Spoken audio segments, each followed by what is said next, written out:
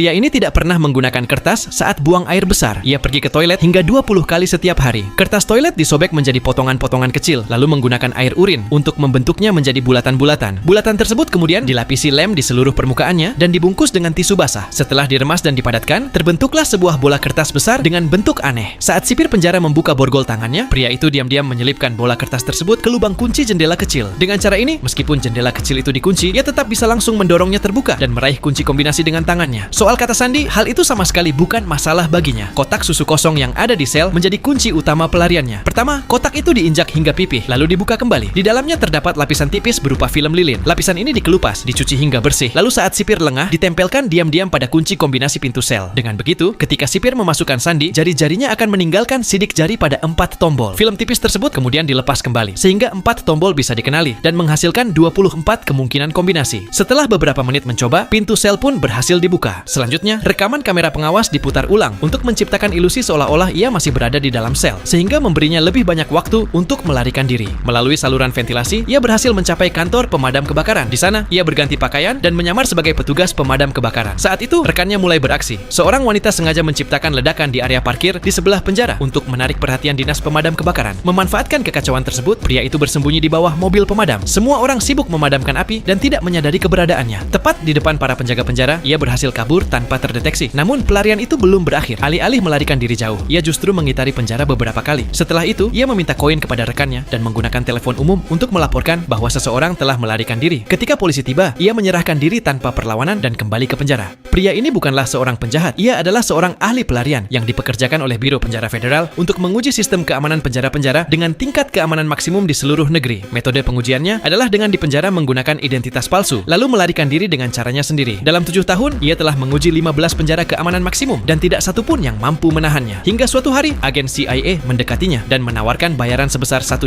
untuk menguji keamanan sebuah penjara misterius milik CIA. Demi bayaran simbolis itu, ia menerima tugas tersebut. Seperti sebelumnya, semuanya disiapkan dengan rapi. Identitas palsu, orang penghubung, dan kode evakuasi untuk menjamin keselamatannya. Rekannya bahkan menanamkan alat pelacak di dalam tubuhnya. Namun, yang tidak ia ketahui adalah sejak saat ia menerima tugas ini, ia telah terperangkap dalam sebuah konspirasi besar.